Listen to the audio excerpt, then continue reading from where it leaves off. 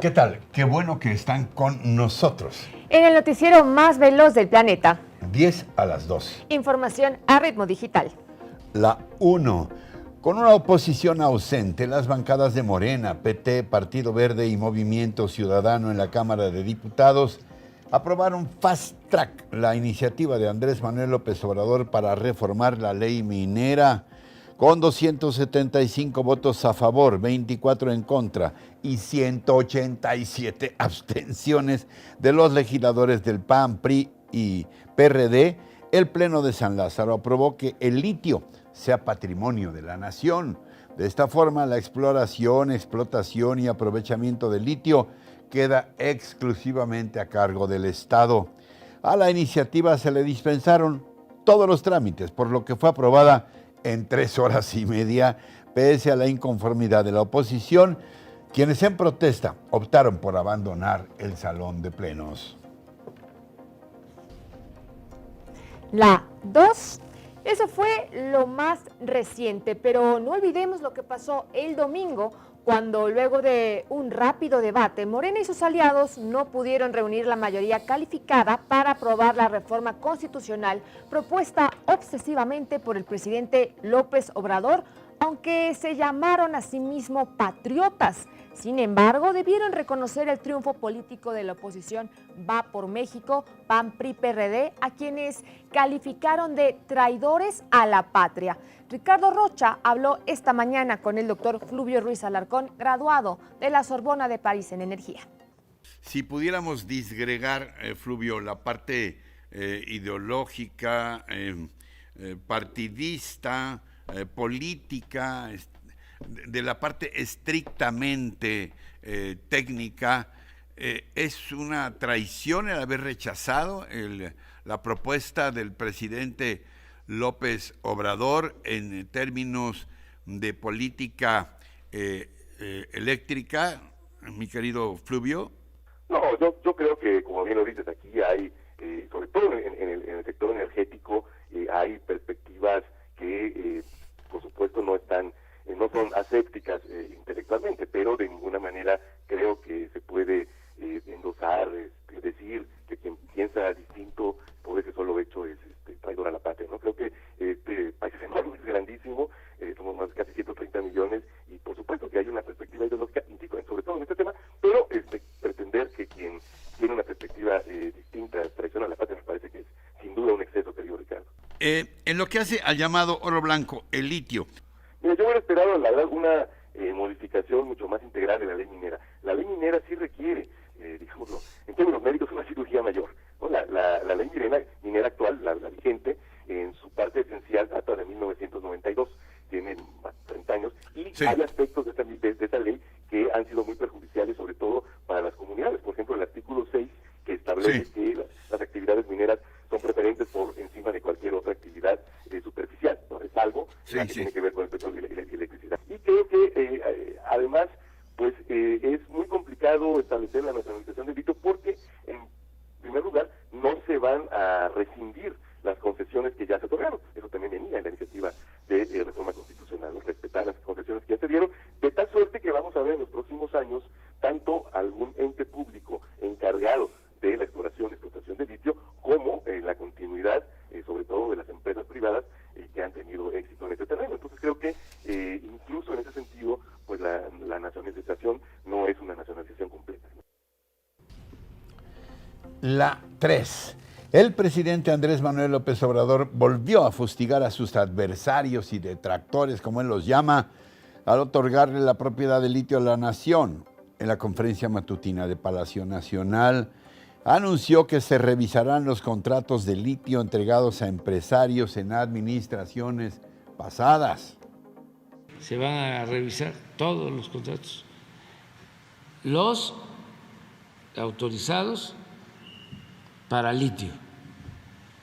Hoy vienen los medios de que se entregaron 150,000 hectáreas en el gobierno pasado a algunas empresas. Eso se tiene que revisar y se tiene que ver si se cumplió con los procedimientos. Además, el jefe del Ejecutivo celebró que la Corte haya desestimado la impugnación de la COFECE que es la Comisión Federal de Competencia, en contra de la ley de la industria eléctrica y crítico a aquellos que dicen que el presidente de la Corte, Arturo Saldívar, contó mal los votos para declarar inconstitucional dicha ley. Sobre un juez de Yucatán que extendió amparos para frenar el tramo 5 del Tren Maya, López Obrador dijo que todavía no hay una notificación oficial y acusó, como es costumbre, que haya una campaña en contra del proyecto financiada por organismos internacionales y empresarios mexicanos que utilizan a pseudoambientalistas. La 4. Sé que siempre tuviste por ella un enorme respeto y cariño. Sí, claro, porque fue una luchadora indomable por la justicia desde que su hijo Jesús fue desaparecido, acusado de terrorismo en aquella oscura etapa de la Guerra Sucia en México. Además, fue la primera mujer candidata a la presidencia de la República. Así es, recién falleció en Monterrey y a manera de breve pero muy sincero homenaje, este es un fragmento, después podrán ver más adelante en nuestras redes la entrevista completa. Este es un fragmento de una de las conversaciones con que me distinguió. Rosario, muchas gracias por recibirnos en tu casa tan llena de motivaciones Pues, y de bellos recuerdos también, aunque algunos algunos son tristes, pero todo tiene una razón tristes. de ser. Veo muchas fotos de tu familia Sí. y de él. Ahí De está. mi hijo. Es que no los tengo, están todos lejos. Entonces verlos, es lo último que hago antes de irme a acostar. Hasta los separadores de libros tienen fotos de mis hijos y mis nietos. Aquel es Jesús. Él es Jesús, sí. ¿Desde qué edad? Ahí tendría 17 años y en la foto donde está de chiquito fue el día que cumplió 3. ¿A qué edad? Lo desaparecieron Lo a los desaparecieron. 21. A los 21 años, sí. ¿Renace ahora en ti la esperanza de ver con vida a Jesús? Bueno, yo siempre he tenido la esperanza, yo nunca la he perdido. Tan es así que, ya lo sabes, nuestro grito de batalla es vivos los llevaron, vivos los queremos. Y no solamente a Jesús, y como los vieron vivos, tú entrevistaste en alguna ocasión a muchos de los que vieron vivos a nuestros familiares, pues bueno, eran jóvenes, sanos, sobre todo sanos de espíritu y fuertes de convicciones, pueden aguantar. Y hay ejemplos en la historia del mundo en donde ha habido gente secuestrada, desaparecida por años. Amnistía encontró a unos en Marruecos después de casi 19 años. Puede ser, ¿no? Y eran mayores que nuestros hijos. Nosotros no perdemos la esperanza. Te lo pregunté alguna vez, te lo vuelvo a preguntar. ¿Venganza o revancha? ¿Qué es lo que quieres tú? Ninguna de las dos cosas, ni venganza ni revancha, quiero justicia. Y donde no hay justicia, hay que hacerla, porque pues, era lo que decía Praxedis Guerrero. Si hay justicia, pues que se haga, y si no hay que hacerla, que se haga la justicia. Si nos quedamos sin justicia, ¿qué vamos a hacer en este país? No se vale que por ahí anden gente que deben tanto. Gente que verdaderamente le debe al pueblo, le debe al país, tropelías, cosas de fraudes y cosas que, bueno, pudiera decir la gente eso no tiene tanta importancia. Sí tiene, porque por esos fraudes y por esos latrocinios mueren muchos niños de hambre en este país. Sí. Y como todos los martes, el privilegio de su palabra. Como siempre, sorprendiéndonos con los títulos de sus balas de terciopelo, como ahora que nos propone clavar gelatinas en la pared. Es por supuesto Ana María Olabuenaga.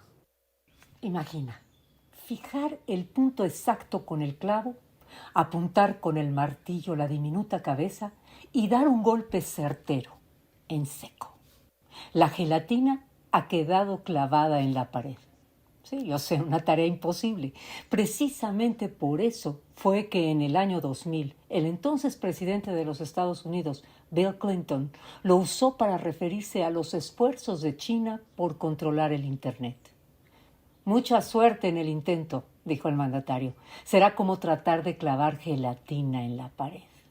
Clinton celebraba por entonces la llegada de un nuevo siglo, junto con sus avances tecnológicos, y avisoraba un mundo lleno de libertad, navegado por los teléfonos celulares. Faltaban aún años para que las redes sociales nacieran.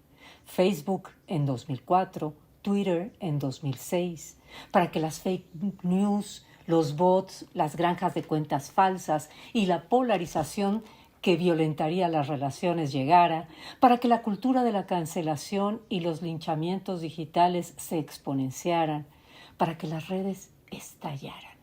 Mientras tanto, metódicos, los chinos seguían clavando gelatinas en la pared. Clinton se había equivocado. Lo cierto, Ricardo, auditorio, es que pocos esfuerzos democráticos han llegado más lejos que las redes sociales en la capacidad de dar horizontalidad a todas las voces. El famoso innovador que sigue buscando cómo almacenar energía, con un exitoso negocio de coches y otro de naves espaciales, que sigue buscando cómo habitar Marte, encuentra que el futuro de la civilización radica en cómo nos comunicamos. No sé, de verdad, no sé si resulta inspirador o alarmante. Temerosos, los chinos decidieron clavar gelatinas en la pared. El actual director de Twitter declaró que ya no le interesa la libertad ni la verdad, tan solo que no nos hagamos daño. Elon Musk quiere cambiar la ruta. Es evidente. Los tres quieren evitar que nos demos de martillazos los unos a los otros en nuestras diminutas cabezas. El problema es que no estoy segura cuál es el camino correcto y peor aún, si alguno podrá lograrlo. Las 6. Morena balconeará a diputados traidores. Mario Delgado, presidente del partido, informó que para exhibir a los 223 diputados de PAN, PRI, PRD y Movimiento Ciudadano que votaron en contra de la reforma eléctrica, habrán de instalar en plazas públicas del país tendederos con las fotografías, nombres y partidos al que pertenecen los llamados traidores a la patria. Queremos que la gente vea la cara, los rostros de los traidores, dice Delgado, para que no olvidemos nunca quién le dio la espalda al pueblo, quién le dio la espalda a nuestros hijos, quién le dio la espalda a nuestros nietos, quienes deshonraron tantos siglos de historia que tenemos como nación, que tenemos como patria. Citlali Hernández, secretaria general de Morena, adelantó que a partir de este domingo se instalarán los tendederos y que estos tendrán mayor presencia en los estados donde habrá elecciones el próximo 5 de junio. La 7. Pero antes de las 7, te pregunto y me pregunto, ¿qué pretende la gente de Morena que agrede de esta manera a la oposición, mostrando en un tendedero las fotografías de quienes votaron en contra de la reforma eléctrica, que tienen el pecado de no pensar igual que ellos? Pues pareciera como si estuviéramos en la Santa Inquisición, ¿no? Acusados de herejes, ¿o no? Pues sí, verdaderamente terrible, francamente deleznable. Ahora sí, las 7. Este jueves se cumple un mes de la inauguración del Aeropuerto Internacional Felipe Ángeles en Santa Lucía, Estado de México, una de las obras insignia del gobierno del presidente López Obrador, que luce, así como usted la ve, no hay truco alguno, semi vacía en comparación con el número de personas que transitan diariamente por el Aeropuerto Internacional de la Ciudad de México. Desde un inicio, el AIFA ha mantenido el mismo número de 12 vuelos diarios, llegando, eso sí, en ocasiones a romper su récord a 14 vuelos por día.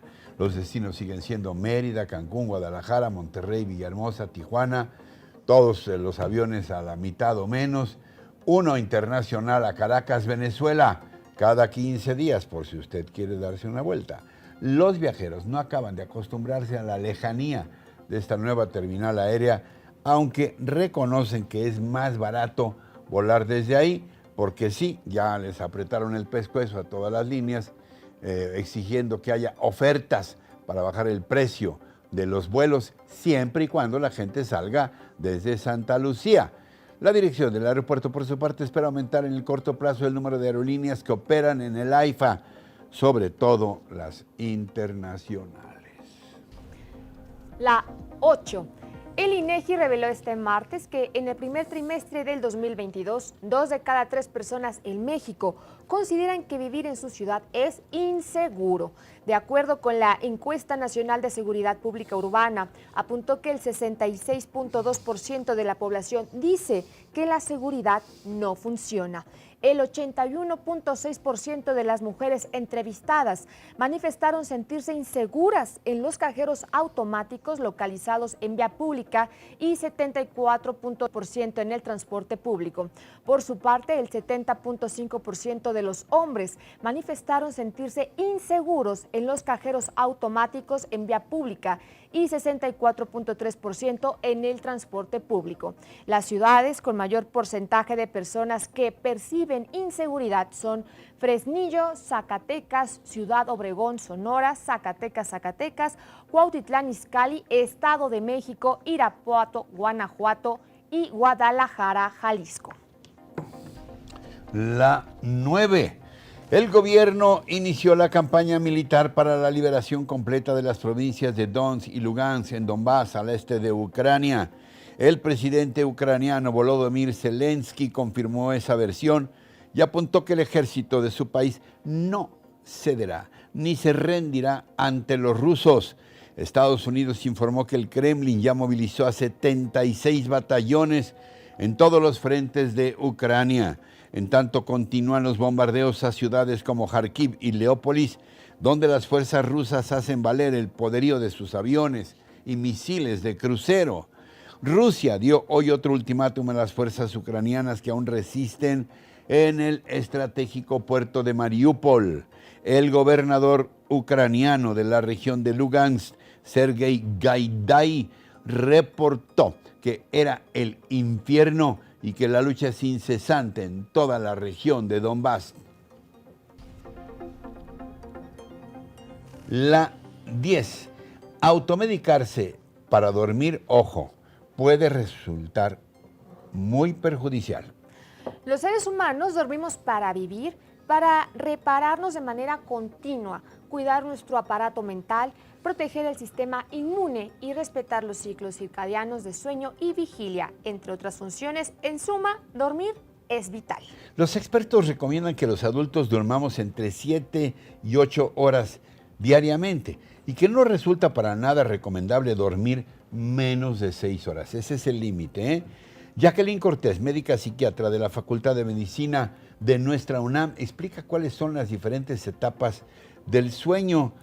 Hay 3 etapas, dice el especialista. La etapa 1, cuando comenzamos a quedarnos dormidos, cabeceamos y cerramos los párpados. La 2, cuando nos quedamos dormidos pero aún es superficial.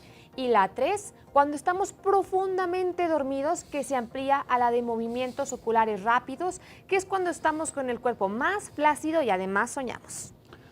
Algunos otros expertos recomiendan que el sueño sea profundo y continuo y que no nos estemos despertando a cada rato. Para ello recomiendan los correctos hábitos del sueño, como buscar un sitio oscuro y no abusar de los aparatos electrónicos que nos estimulan. Gente que se queda ahí prendida con la tele toda la noche, viendo películas, lo que sea, que nos estimulan a permanecer despiertos. Finalmente, los especialistas recomiendan no automedicarse contra el insomnio porque puede resultar perjudicial. Sugiere mejor un diagnóstico preciso, considerando que existen más de 80 patologías. ¿Sí? ¿80? Más de 80 patologías relacionadas con el sueño. Bueno, pues así muy somnolientos y muy despiertos a la vez. Llegamos al final del día de hoy. Gracias, como siempre, por sus mensajes, comentarios, sugerencias y críticas. Los leemos todos y tomamos nota de lo que nos dicen. Y recuerden que tenemos una cita de lunes a viernes en 10 a las 2. Y en todo momento con nuestros contenidos completitos, ¿no? Así es, en todas las redes sociales. Y por supuesto aquí en nuestra página rochainforma.com, en 24 horas el diario Sin Límites también. Hasta entonces. Hasta siempre.